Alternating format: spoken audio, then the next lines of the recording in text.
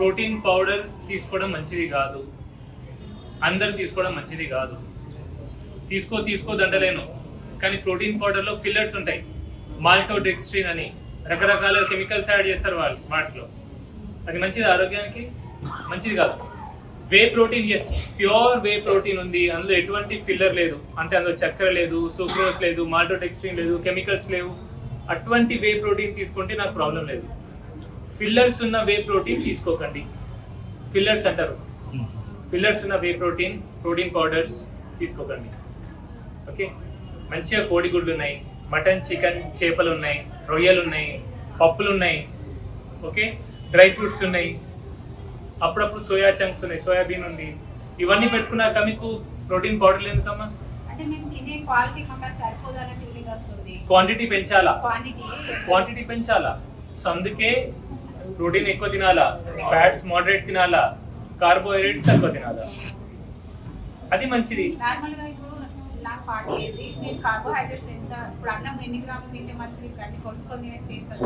నేను నా యూట్యూబ్ దానిలో అన్ని పెట్టినా ఉన్నాయి, అదొకటి చూడండి. ఇప్పుడు మీకు vegetarian diet, non veg diet veg చెప్పారు కదా, అందులో చెప్పిన. పొద్దున్న లేవగానే చాయ్ ఎంతమంది తాగుతారు?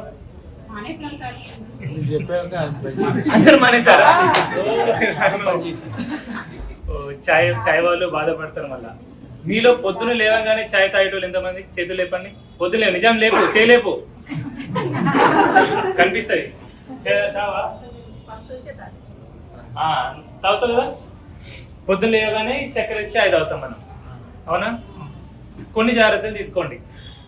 పొద్దున లేచి చాయ్ తాగడం అంత మంచిది కాదు. అయినా నేను పొద్దున లేవని చాయ్ తాగకుండా ఉండలేను అనే వాళ్ళు ఫస్ట్ చక్కెర వేసుకోకండి, ప్లీజ్. చక్కెర వేసుకోకండి, ఓకే? చక్కెర వద్దన్నా కానీ అదాని మళ్ళీ తాటి బెల్లం, ఈ బెల్లం, మా బెల్లం, అది కూడా ఆఖరికి షుగరే.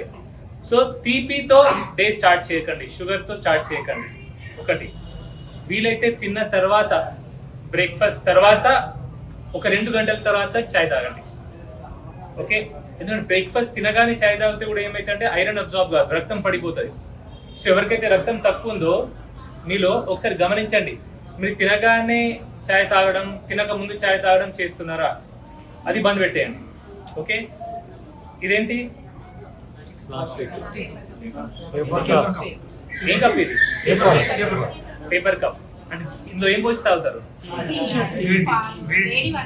చాయ్ కప్ కదా, ఇది చాయ్ కప్ కాదు, ఇది చావు కప్, ఓకే? అంటే ఒకసారి తాగితేనే చచ్చిపోము, కానీ రెగ్యులర్ గా ప్రతిరోజు ఇంట్లోనే తాగడం మంచిది కాదు, ఓకే?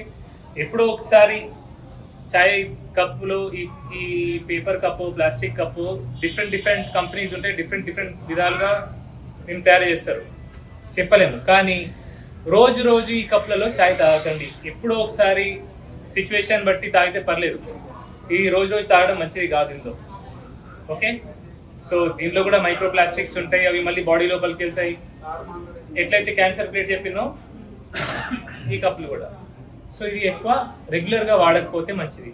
సో ఎవరైతే చాయ్ స్టాల్స్ వాళ్ళు ఉంటారో వాళ్ళ చేతులు జోడించిన రిక్వెస్ట్ ఒకటి ఏంటంటే, సిరామిక్ కప్స్ ఉంటాయి, గ్లాస్ కప్స్ ఉంటాయి, అది వాడండి.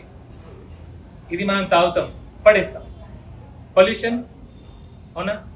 దీన్ని ఏదో ఆవు తింటుంది కడుపులో, దానికి గడ్డ తయారవుతుంది, అవునా?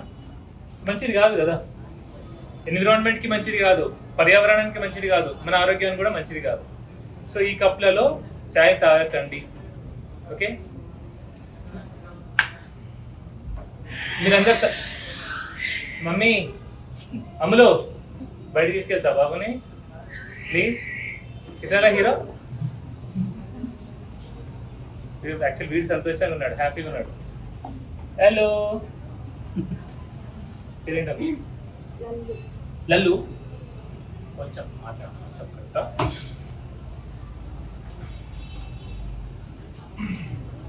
20 నుంచి 40 సంవత్సరాల వాళ్ళు ఉన్నారు ఎవరైనా ఇక్కడ? ఎవరున్నారు? ఉన్నారా? మీరు ముందు రావాలి. 20 to 40 years మధ్య మమ్మీ.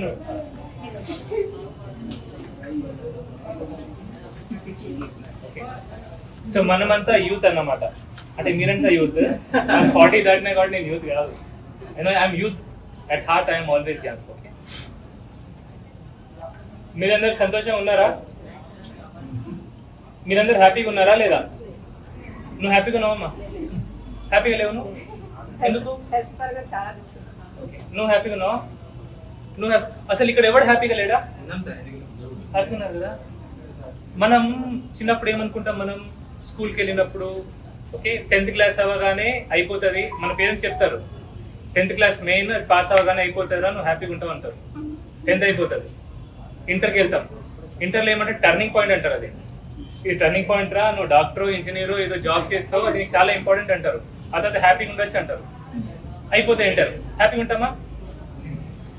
ఇంజనీరింగ్ ఎంబీబీఎస్ ఏదో డిగ్రీ చేస్తాం, ఏదో చేస్తా, అది చేస్తే కథం, ఇక నువ్వు జాబ్ వచ్చేస్తుంది, పైసలు వస్తాయి, నీకు పెళ్ళి అవుతుంది, పిల్లలు వస్తారు, నువ్వు ఎంజాయ్ చేస్తావు, హ్యాపీగా ఉంటావు అంటారు. ఉంటుందా? ఇదంతా సర్కిల్లో పడి ఏమైతే మనకు 40 ఏళ్ళు వస్తాయి, నా లెక్క 40 దాటితే.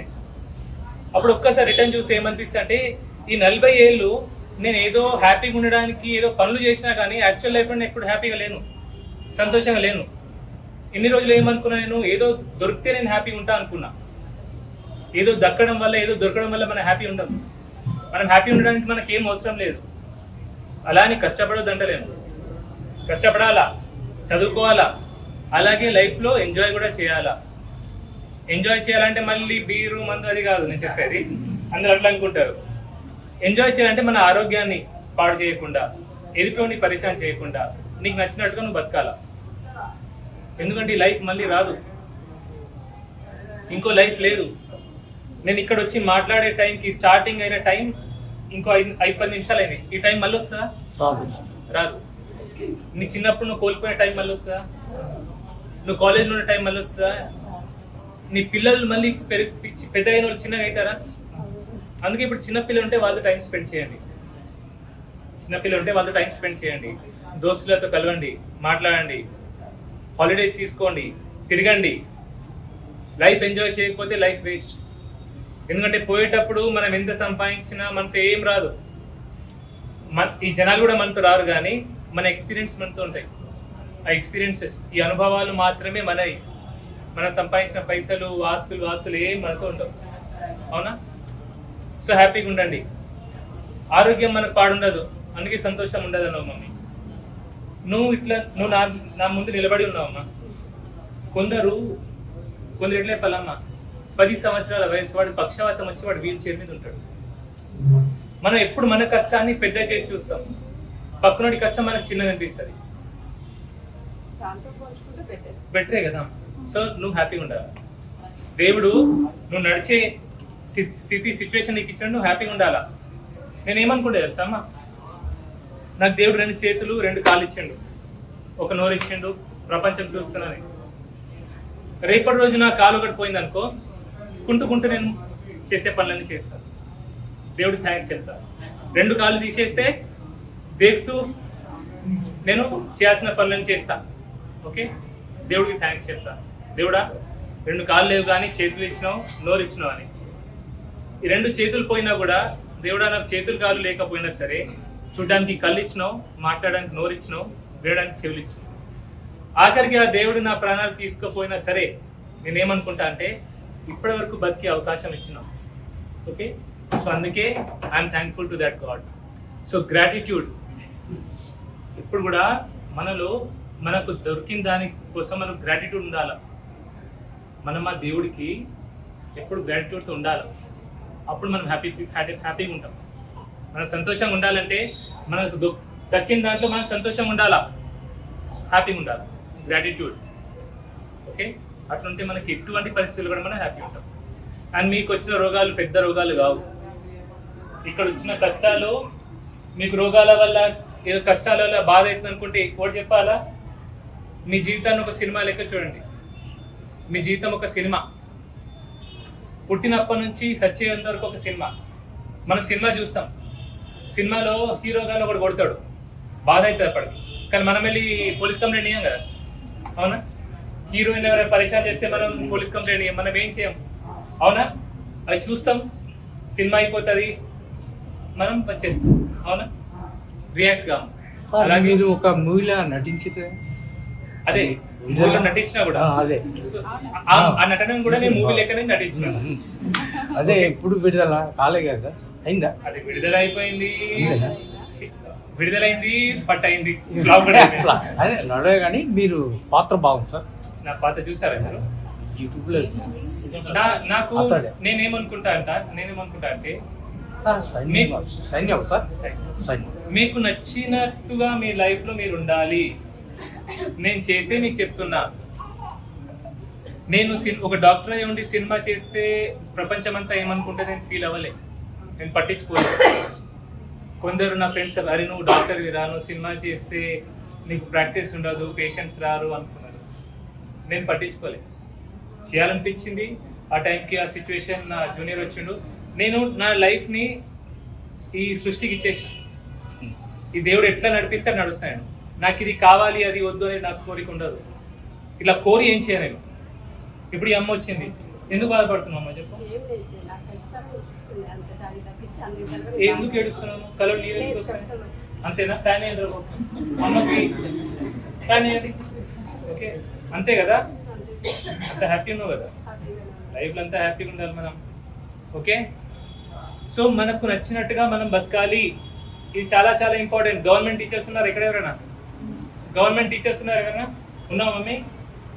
కష్టపడతావు, డిఎస్సి కొడతావు, బిఎడ్ కొడతావు, టెట్ రాస్తావు, జాబ్ వస్తుంది. ఓకే, 20, 30, 40 సంవత్సరాలు, 50, 60 సంవత్సరాలు కష్టపడి పిల్లల కోసం పైసా సంపాదిస్తావు. ట్రాన్స్ఫర్ అటు ఇటు బస్సులో తిరుగుతావు, అవునా? ఇల్లు కడతావు, కార్ కొంటావు, బండి కొడతావు, పిల్లలు మంచిగా చదవాలి, అమెరికాకి వెళ్ళాలి, యూకే వెళ్ళాలి, పంపిస్తావు, అవునా? 60 ఏళ్ళు వచ్చేసరికి నువ్వు మీసారి ఇద్దరే ఉండిపోతారు ఇక్కడ, అవునా? దీనికోసమా నువ్వు చేసేది? సో పర్టికులర్లీ నువ్వు హ్యాపీగా ఎంజాయ్ చేయాలనేది గవర్నమెంట్ టీచర్స్ నేను పర్టికులర్ చెప్తున్నా. ఎందుకంటే మీరు లైఫ్ బతకరు, డబ్బు సంపాదిస్తారు, దాచిపెడతారు, పిల్లల కోసం అనుకుంటారు. కొందరు గవర్నమెంట్ టీచర్ సీటింగ్ టైంలో సిటీలు కూడా వేస్తారు, సిటీలు చేయరు కొందరు. సో నేనేమంటా అంటే మీరు బాగా త్యాగాలు చేస్తున్నారు, కానీ అన్నిటికంటే పెద్ద త్యాగం మీ టైం. మీ టైం కంటే పెద్ద త్యాగం ఏం లేదు. ఎందుకంటే ఈ టైం మళ్ళీ రాదు. మనకు రోగం ఉన్నా రోగం లేకపోయినా మనం హ్యాపీగా ఉండడానికి ఏం లేదు. మీరు ఆ టైంని ప్రాపర్గా యూజ్ చేసుకోండి, మీకు నచ్చినట్టుగా బతకండి. అది చెప్పవచ్చు. అర్థమైందమ్మా? మీ కొడుకుల కోసం బిడ్డల కోసం చేసే గాడికి చేయాలంతే. రేపు వాళ్ళు చూసుకుంటారని గ్యారంటీ ఉందా? ఇలా పిల్లలు పట్టించుకొని తల్లిదండ్రులు ఇక్కడ చూసుకుంటారు ఖచ్చితంగా. మీరు చేతులు లేపాల్సిన అవసరం లేదు. అంటే ఈ వీడియోస్ చూస్తారు అందరూ. ఆ తల్లిదండ్రులు ఆలోచించాలా, ఏం సంపాదించినాం మనం ఆఖరికి, వాళ్ళకి వదిలేసి ఏముంది? సో అందుకే మీ లైఫ్ మీరు బతకండి కర్తవ్యంగా. మన కడుపులో పుట్టిరు కాబట్టి వాళ్ళకి కొన్ని చేయాలి కాబట్టి చేస్తాం అంతే. కానీ వాళ్ళేం మొత్తం మనకు కాదు, ఎవరెవరికి కాదు, కట్టుకున్న పెళ్ళాం కూడా కాదు. అంతే, పోయేటప్పుడు వెళ్ళిపోతాం కదా మమ్మీ, మనతో వస్తారా? సో లైఫ్లో ఏది కరెక్టో అది చేయండి. మీ అందరితో ఒకటే రిక్వెస్ట్, దయచేసి అబద్ధాలు మాట్లాడకండి. చిన్న వాటికి అబద్ధాలు మాట్లాడకండి. ఓకే, ఏదో అక్కడ వెళ్ళలేకపోయినాం, వాడు ఏదో ఫీల్ అవుతాడని అబద్ధం మాట్లాడేయడం వద్దు. ఇది చిన్న మాట్లాడే అలవాటు అయిపోయి మనకి ఏంటంటే ప్రతిదానికి అబద్ధం మాట్లాడేస్తాం. నిజంగా నిజాయితీగా ఉండండి. ఎందుకంటే మీరు ఏం మాట్లాడుతున్నారో, మీరు ఏం చేస్తున్నారో ఆ దేవుడు చూస్తున్నాడు. మీరు ఎట్లాంటి మనిషో ఎవడో మనకి అది ఇవ్వాల్సిన సర్టిఫికేట్ ఇవ్వాల్సిన అవసరం లేదు. ఆ దేవుడు మనకి సర్టిఫికేట్ ఇవ్వాలి. ఏ దేవుడు నమ్ముకుంటే ఆ దేవుడు. ఓకే, సరేనా? అయిపోయింది, ఇంకేం లేదు కదా? Thank you mummy. అమ్మ నడుము నొప్పి అంటే సెంటర్లో ఉందా, కిందికి వెళ్తుందా? డిస్క్ ప్రాబ్లంకి చింతపడడానికి సంబంధం లేదమ్మా. కానీ డిస్క్ ప్రాబ్లం అందరూ డిస్క్ ప్రాబ్లం ఉంది అని అనుకుంటారు. డిస్క్ ఇప్పుడు మీరు అందరికి ఎంఆర్ఐ స్కాన్ చేస్తే అందరికీ ఏదో ఒక రకంగా డిస్క్ ప్రాబ్లం ఉంటుంది. సో డిస్క్ కొంచెం బల్జ్ వచ్చిందంటే అది పెద్ద రోగం అని కాదు. ఓకే, ఎంఆర్ఐలో అట్లా వస్తుంది అందరికి, చాలా మందికి. సో అది రోగం అనుకోవద్దు. అది డిస్క్ ప్రాబ్లమా, సేక్రోఇలియైటిసా, జాయింట్ మధ్యలో ఇన్ఫ్లమేషన్ అది తెలుసుకోవాలి. జాయింట్స్ మధ్యలో ఇన్ఫ్లమేషన్ ఉంటే మాత్రం చింతపండు తినకపోతే మంచిది, పుల్లటి వస్తువులు తినకపోతే మంచిది, జాయింట్ ఇష్యూ ఉంటే. ఓకే, ఇప్పుడు నువ్వు వస్తావా మీ లోపలికి మాట్లాడాలి అంతే కదా? Thank you.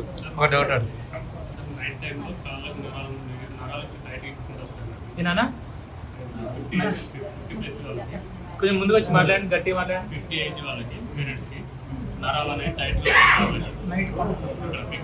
50, 80 ఏళ్ళ 50 సంవత్సరాలు కాళ్ళు టైట్ అయిపోతున్నాయా? నరాలు టైట్గా వస్తున్నాయి. అంటే వచ్చారా పేషెంట్ ఇప్పుడు? వెజిటేరియనా? వెజిటేరియన్ కదా, సో వైటమిన్ B12 డెఫిషియన్సీ ఉంటుంది. సో 50 ఏళ్ళు వచ్చిన ఇట్లా నరాలు పీకుతున్నాయి అంటే అందరు వినాలి, ఇది చాలా ఇంపార్టెంట్. మీలో వెజిటేరియన్స్ ఎవరైతే ఉన్నారో మీకు నరాల ప్రాబ్లం అవుతుందంటే మీకు వైటమిన్ B12 డెఫిషియన్సీ ఉండొచ్చు. సో తినగలిగిన వాళ్ళు కోడిగుడ్డు తినండి, నీలం సహా తినాలా, కోడిగుడ్లు తినాలా. అది కూడా నా వల్ల కాదు అంటే పాలు, పాల పదార్థాలు ఎక్కువ తీసుకోవాలా. అండ్ వెజిటేరియన్స్కి అయితే నేను వైటమిన్ B12 సప్లిమెంట్ తీసుకోండి అని చెప్తా. Vitamin B12 folic acid combination ఉంటుంది, అది తీసుకుంటే మంచిది. మీరు అది వైటమిన్ B12 సప్లిమెంట్ ఉంటుంది, మేడం రాసిస్తుంది, అది తీసుకొని ఇచ్చేయండి, సెట్ అవుతుంది. ఓకే.